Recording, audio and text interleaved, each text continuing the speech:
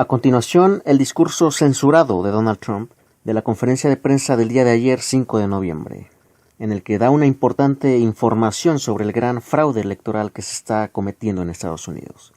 Este discurso, repito, fue censurado por varias cadenas de televisión. Varios presentadores de noticias interrumpieron la intervención del presidente, algo inaudito. Ya lo habían hecho varias veces, pero en esta ocasión fue algo sumamente delicado porque interrumpieron el discurso de un presidente hablando sobre un fraude electoral. Este es un atentado contra la libertad de expresión. Quieren evitar a toda costa que las palabras de Trump lleguen al pueblo norteamericano. Y lo están haciendo tanto en televisión como en diarios impresos y en redes sociales. Es importante que esto se difunda. La verdad, tarde o temprano, siempre impera sobre la mentira y la manipulación. Y va a ser muy difícil que logren consumar este atentado contra la voluntad popular de los estadounidenses. Este es el discurso del presidente Donald Trump. Thank you very much. Thank you.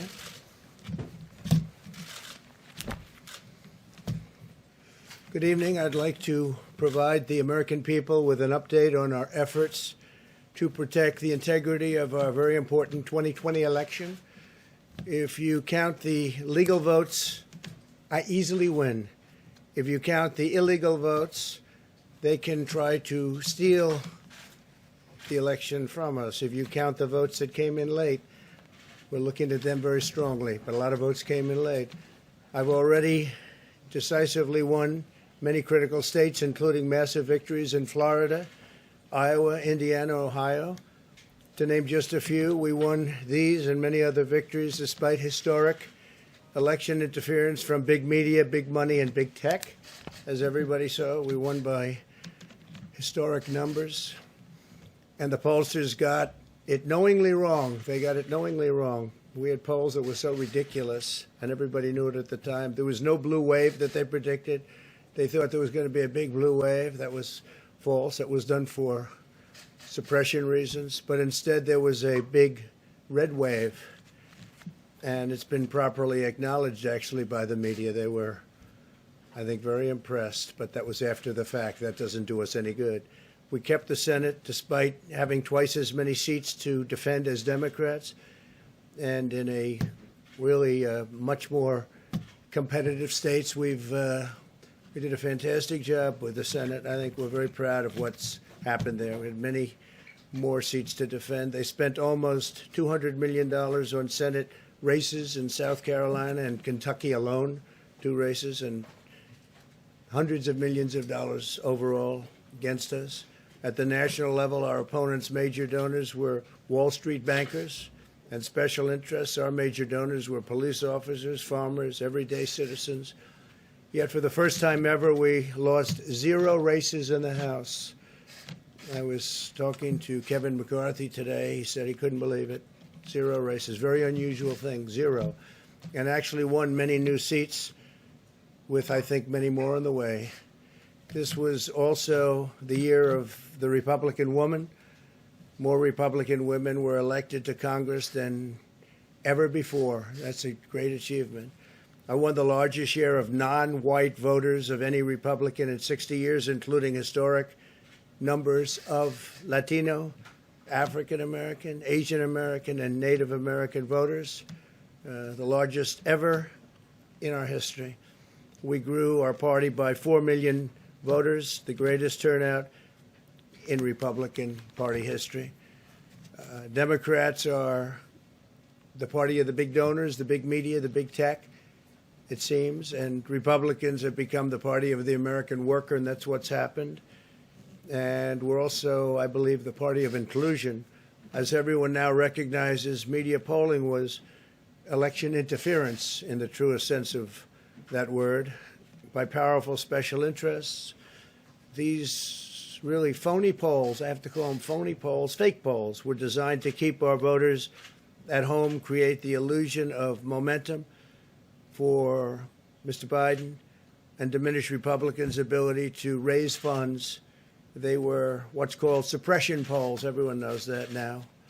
And it's never been used to the extent that it's been used on this last election.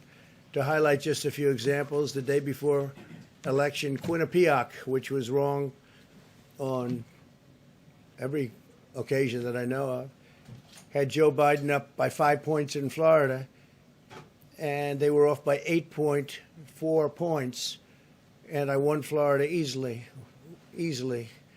So they had me losing Florida by a lot, and I ended up winning Florida by a lot. Other than that, they were very accurate.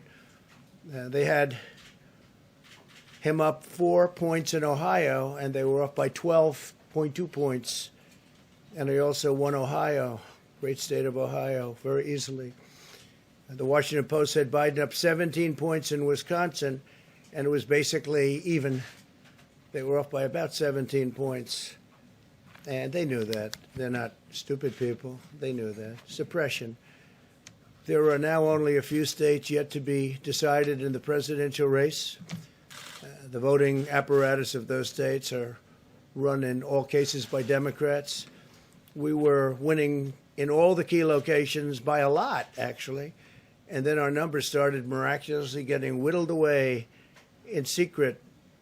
And they wouldn't allow legally permissible observers. We went to court in a couple of instances, and we were able to get the observers put in. And when the observers got there, they wanted them 60, 70 feet away, 80 feet, 100 feet away, or outside the building to observe people inside the building. And we won a case, a big case, and we have others happening. There are lots of litigation, even beyond our litigation. There's tremendous amount of litigation generally because of how unfair this process was. And I predicted that. I've been talking about mail-in voting for a long time. It's really destroyed our system. It's a corrupt system, and it makes people corrupt even if they aren't by nature, but they become corrupt. It's too easy. They want to find out how many votes they need, and then they seem to be able to find them. They wait, and then they find them. And you see that on election night. We were ahead in vote in North Carolina by a lot, tremendous number of votes. And we're still ahead by a lot, but not as many, because they're finding ballots all of a sudden. Oh, we have some mail-in ballots. It's amazing how those mail-in ballots are so one-sided, too. I know that it's supposed to be to the advantage of the Democrats, but in all cases, they're so one-sided. We were up by nearly 700,000 votes in Pennsylvania. I won Pennsylvania by a lot, and that gets whittled down to, I think they said now we're up by 90,000 votes, and they'll keep coming and coming and coming. They find them all over, and they don't want us to have any observers, although we won a court case. The judge said you have to have observers. Likewise in Georgia, and they're appealing. Actually, they're appealing. We won a case that we want people to watch, and we want observers, and they're actually appealing, which is sort of interesting. I wonder why they'd appeal, that all we want to do is have people watch as they do the vote tabulations. Likewise in Georgia, I won by a lot, with a lead of over getting close to 300,000 votes on election night in Georgia. And by the way, got whittled down, and now it's getting to be to a point where I'll go from winning by a lot to perhaps being even down a little bit. In Georgia, a pipe burst in a faraway location, totally unrelated to the location of what was happening, and they stopped counting for 4 hours, and a lot of things happened. The election apparatus in Georgia is run by Democrats. We also had margins of 300,000. In Michigan, we're way up in Michigan, won the state. And in Wisconsin, we did likewise fantastically well. And that got whittled down. In every case, they got whittled down. Today, we're on track to win Arizona. We only need to carry, I guess, 55% of the remaining vote, 55% margins. And that's a margin that we've significantly exceeded. So we'll see what happens with that. But we're on track to do okay in Arizona. Our goal is to defend the integrity of the election. We'll not allow the corruption to steal such an important election, or any election for that matter. And we can't allow anybody to silence our voters. and manufacture results. I've been doing a lot of public things for a long time. I've never had anything that's been as inspirational by people calling, talking, sending things to us. I've never seen such love and such affection and such spirit as I've seen for this. People know what's happening and they see what's happening and it's before their eyes. And there are many instances which will be reported very shortly. There's tremendous litigation going on. And this is a case where they're trying to steal an election. They're trying to rig an election. And we can't let that happen. Detroit and Philadelphia, known as two of the most corrupt political places anywhere in our country, easily cannot be responsible for engineering the outcome of a presidential race, a very important presidential race. In Pennsylvania, Democrats have gone to the state Supreme Court to try and ban our election observers, and very strongly. Now, we won the case, but they're going forward. They don't want anybody in there. They don't want anybody watching them as they count the ballots. And I can't imagine why. There's absolutely no legitimate reason why they would not want to have people watching this process, because if it's straight, they should be proud of it. Instead, they're trying, obviously, to commit fraud. There's no question about that. In Philadelphia, observers have been kept far away, very far away, so far that people are using binoculars to try and see, and there's been tremendous problems caused. They put paper on all of the windows so you can't see in, and the people that are banned are very unhappy and become somewhat violent. The 11th Circuit ruled that in Georgia the votes have been in by Election Day, that they should be in by Election Day, and they weren't. Votes are coming in after Election Day. And they had a ruling already that you have to have the votes in by Election Day. To the best of my knowledge, votes should be in by Election Day. And they didn't do that. Democrat officials never believed they could win this election honestly. I really believe that. That's why they did the mail-in ballots, where there's tremendous corruption and fraud going on. That's why they mailed out tens of millions of unsolicited ballots without any verification measures whatsoever. And I've told everybody that these things would happen because I've seen it happen. I watched a lot of different elections before they decided to go with this big, massive election with tens of millions of ballots going out to everybody, in many cases totally unsolicited. This was unprecedented in American history. This was by design, despite years of claiming to care about the election security. They refused to include any requirement to verify signatures, identities, or even determine whether they're eligible or ineligible to vote. People are walking in there. They have no idea. They're just taking numbers. They're writing down things, the workers, and doing a lot of bad things. And we have a lot of information coming and litigation that you'll see that will shake even you people up. And you've seen it all. The officials overseeing the counting in Pennsylvania and other key states are all part of a corrupt Democrat machine that you've written about. And for a long time, you've been writing about the corrupt Democrat machine.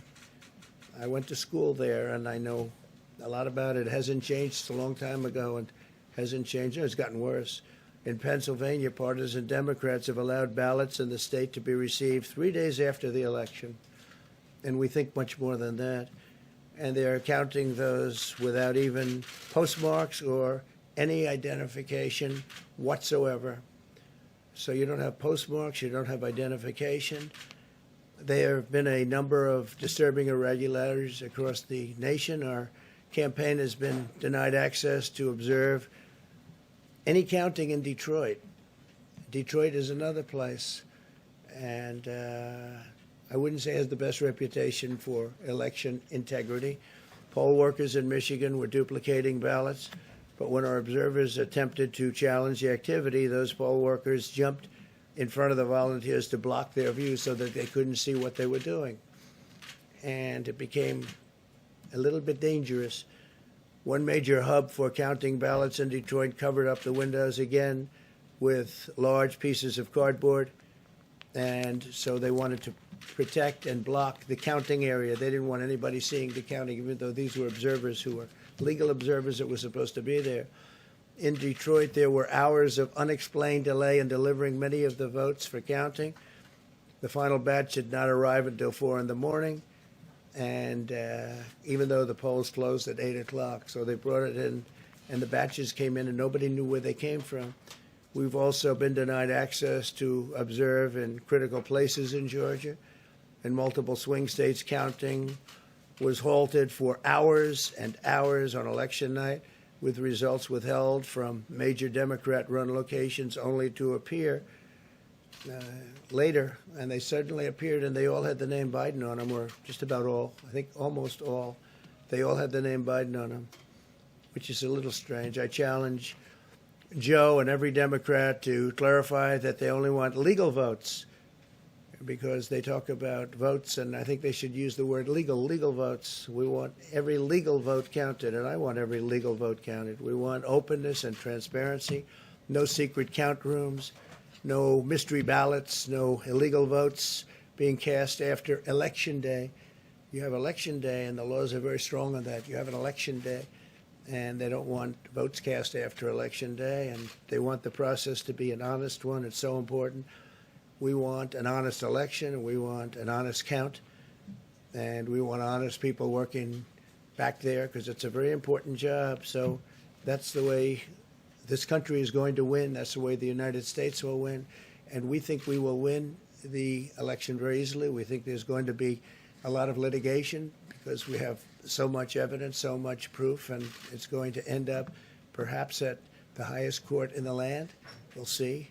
But we think there'll be a lot of litigation because we can't have an election stolen like this. And I tell you, I have been talking about this for many months with all of you, and I've said very strongly that mail-in ballots are going to end up being a disaster. Small elections were a disaster. Small, very easy to handle elections were disastrous. This is a large-scale version, and it's getting worse and worse every day. We're hearing stories that are horror stories, absolute horror stories. And we can't let that happen to the United States of America. It's not a question of who wins, Republican, Democrat, Joe, myself. We can't let that happen to our country. We can't be disgraced by having something like this happen. So it will be hopefully cleared up, maybe soon, I hope soon, but it'll probably go through a process, a legal process. And as you know, I've claimed certain states, and he's claiming states, and we can both claim the states, but ultimately I have a feeling judges are going to have to rule. But there's been a lot of shenanigans, and we can't stand for that in our country. Thank you very much.